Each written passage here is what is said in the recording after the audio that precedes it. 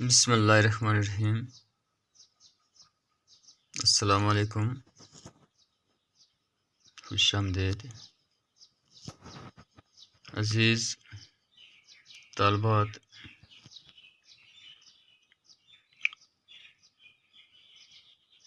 हमारा जो topic continue है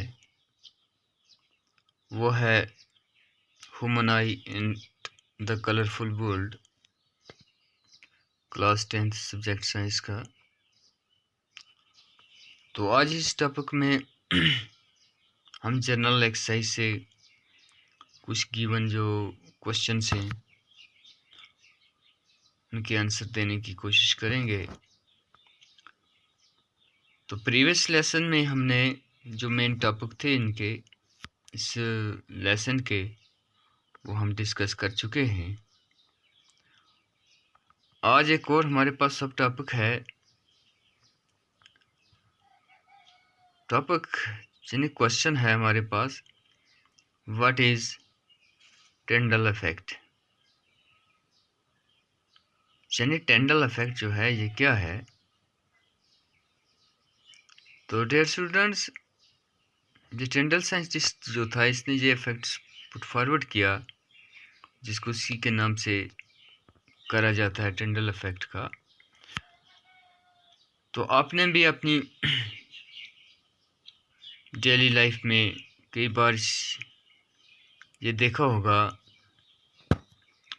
कि जब कभी भी हम कमरे में बैठते हैं और कमरे में किसी विंडो से या डोर से जब सनलाइट इंटर्स होती है, यानी एक होल से, यानी हम दूसरे लफ्ज़ों में कहेंगे बीम ऑफ लाइट जिस वक्त इंटर होती है किसमें, हमारे कमरे में, तो हम कुछ मूविंग पार्टिकल्स हमें दिखाई देते हैं किससे, उस लाइट से। तो इसी एक्सपीरियंस को आगे रखा किसने, टेंडल ने, उसने नाम दे दिया इसका टेंडल इफेक्ट। तो टेंडल इफेक्ट है sorry, the scattering of light by particles in its path is called Tyndall effect। यानी लाइट का स्कैचर हो जाना bye particles in its path. जब कोई भी पार्टिकल उसके पाथ में आता है, उसके रास्ते में आता है, तो उससे भी रोशनी जो है वो स्कैचर होती है, उसी को टेंडल इफेक्ट कहा जाता है। टेंडल discovers that when white light consisting of 7 colors is passed through a clear liquid having small suspended particles in it, then the blue colors of the white light having the shorter wavelength is scattered much more than the red color having the longer wavelength। अब इसमें क्या होता है, तो टेंडल ने discover किया कि जब वाइट लाइट जिसमें 7 रंग होते हैं ये पास की जाती है एक क्लियर लिक्विड से किससे, क्लियर लिक्विड से।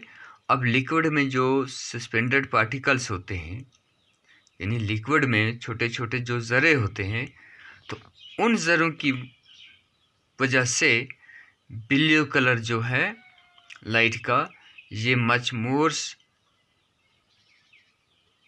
स्केचर होता है as compare to red colour.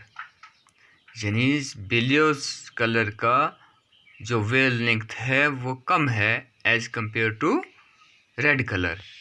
तो रेड कलर कम स्केचर्ड होता है और ब्लू कलर ज़्यादा स्केचर्ड होता है, और इसी का नाम दे दिया Tyndall effect.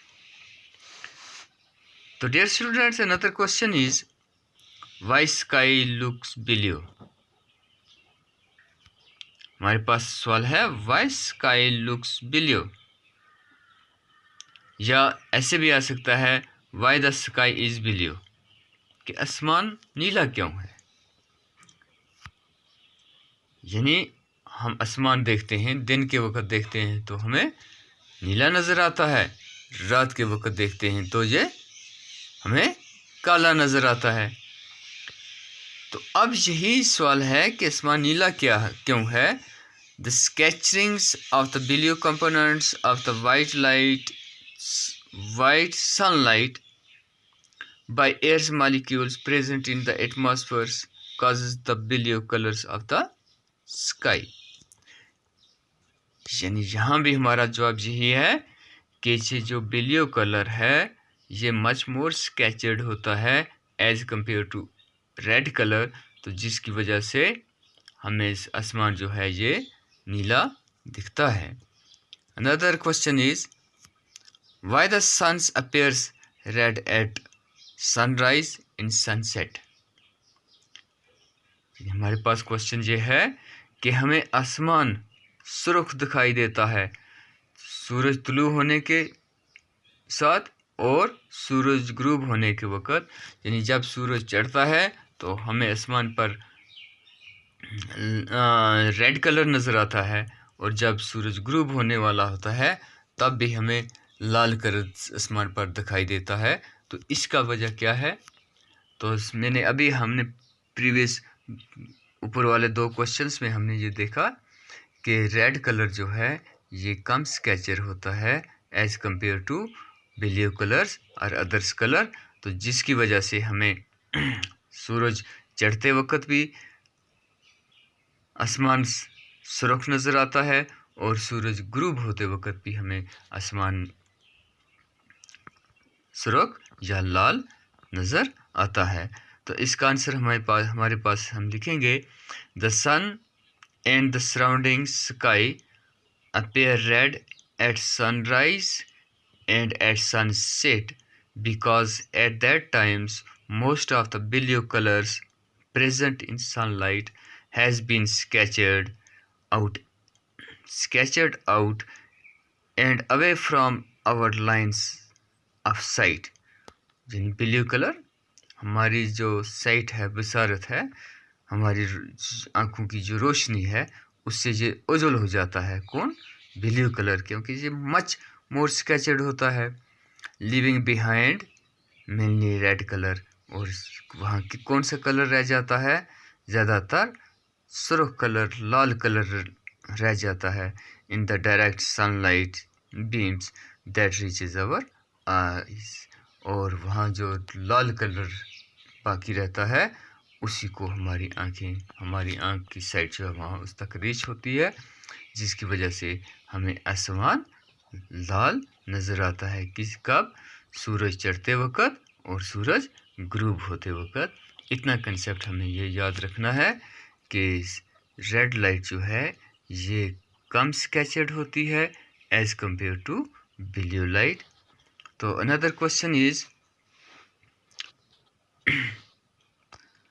why is a normal eye not able to see clearly the object placed closer than 25 centimetre.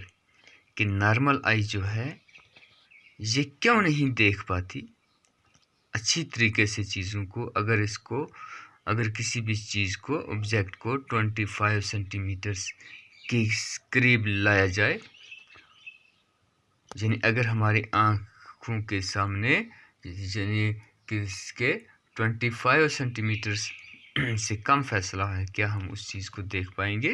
तो हमारा जवाब आएगा नहीं, हम नहीं देख पाएंगे, क्योंकि एकोमोडेशन ऑफ आई जो है वो 26 सेंटीमीटर है। तो इसका आंसर आप लिखोगे this is because the focal length of eye lens can not be reduce below a certain minimum limits that is 25 centimetre. क्योंकि ये जो फोकल लेंथ है हमारे आई लेंस का वो 25 सेंटीमीटर से कम उसको हम रिड्यूस नहीं कर सकते हैं। तो इसीलिए अगर कोई भी चीज़ 25 सेंटीमीटर से कम फासले पर हमारी आंखों के सामने रखी जाए तो हम उसको रीड नहीं कर पाएंगे। Another question is why do star twinkle. Previous classes में हमने ये पढ़ा है स्टार्स और प्लैनेट्स। स्टार्स ट्विंकल करते हैं लेकिन प्लैनेट ट्विंकल नहीं करते हैं।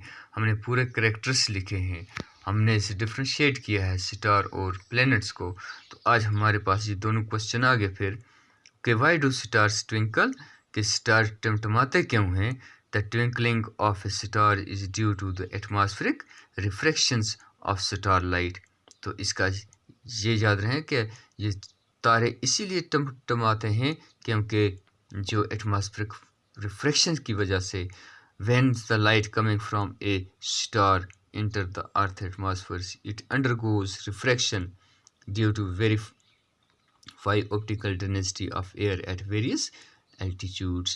तो dear students कि जिस वक्त एक तारे से स्टार जो है ये भी सोर्स ऑफ लाइट है, एक स्टार से लाइट हमारी अर्थ तक पहुँचती है तो ये मुख्तलिफ मराहिल में यानी एटमॉस्फेयर के मुख्तलिफ लेयर से गुजरती हुई हमारी ज़मीन तक पहुँचती है, हमारी आँखों तक पहुँचती है। और ये जो एटमॉस्फेयर है, एटमॉस्फेयर जो एयर्स है, एयर की मुख्तलिफ डेंसिटीज़ होती हैं। कोई किसी जगह पर साफ़ हवा होती है, किसी जगह पर पोल्यूटेड एयर्स होती है, ठीक है ना। तो उसकी वजह से ये जो लाइट जो है ये स्कैचर हो जाती है और हमें तारा जो है वो हमें ट्विंकलिंग्स करते हुए दिखाई देते हैं। और दूसरी बात ये भी है, ये याद रखना है कि ये जो पिन क्या है स्टार जो हैं ये वेरी फार हैं, ये बहुत दूर हैं, बहुत हमसे ये ज़मीन से बहुत दूर हैं एज़ कम्पेयर टू प्लैनेट। तो इसी वजह से स्टार जो है ये हमें ट्विंकलिंग करते हुए नज़र आते हैं। तो हमारे नेक्स्ट क्वेश्चन है explain why the planets do not twinkle, कि प्लैनेट जो है ये सियारा जो है ये ट्विंकल क्यों नहीं करते हैं। क्या यानी हमने जो प्रीवियस लेसन में पढ़ा है कि स्टार जो हैं ये सोर्स ऑफ लाइट नहीं है। स्टार्स ऑब्टेन करते हैं किसको, स्टार प्लैनेट्स रोशनी हासिल करते हैं किससे, प्लैनेट रोशनी सन से हासिल करते हैं। किससे हासिल करते हैं, सन से हासिल करते हैं। जैसे हमारी ज़मीन जो है ये भी एक प्लैनेट है, इसको भी अपनी कोई भी रोशनी नहीं है। ये भी रोशनी किससे हासिल करती है, सूरज से रोशनी हासिल करती है। मून जो है ये भी एक सैटेलाइट है जो ज़मीन के आसपास घूमता है, इसको भी अपनी रोशनी नहीं है लेकिन हमें ये रोशन नज़र आता है जैसे हमने प्रीवियस लेसन में पढ़ा है, क्योंकि ये यहाँ भी रिफ्लेक्शन की वजह से ये हमें एक लुमिनस चमकती हुई चीज़ दिखाई देती है। तो हमारा इसका जवाब आएगा planet do not twinkles because they are rare to us as than star. कहता है यानी जो प्लैनेट्स जो हैं ये ट्विंकल नहीं करते हैं क्योंकि ये ज़्यादा नज़दीक हैं, तारों की बनिस्बत ये हमारी ज़मीन के ज़्यादा नज़दीक हैं, ज़्यादा करीब हैं। Stars are considered as the point source of light, while the planets are considered as to be a collections of large numbers of point sources of light। यानी स्टार को कंसाइडर किया जाता है किसका, ये as a point source of light, यानी star source of light होते हैं जबकि प्लैनेट जो हैं ये सोर्स ऑफ लाइट नहीं होते हैं। प्लैनेट जो होते हैं ये लाइट को ऑब्टेन करते हैं, कलेक्ट करते हैं किससे, सन से हासिल करते हैं। किससे हासिल करते हैं, सन से हासिल करते हैं। तो हम आगे लिखेंगे the dimming effect produce by some of the point sources of the light is one part of the planet is modified by the brighter effect produce by the point source of light in its other part. Thus, on the whole, the brightness of a planet always remain the same and hence it does not appear to twinkle। तो ये हमारे पास question आ गया कि why do the planets do not twinkle। तो आज का हमारा क्वेश्चन इतने का है। इंशाल्लाह कल फिर हम आपकी खिदमत में हाजिर होंगे। तब तक के लिए अल्लाह हाफ़िज़। अच्छी तरह इनको देखना।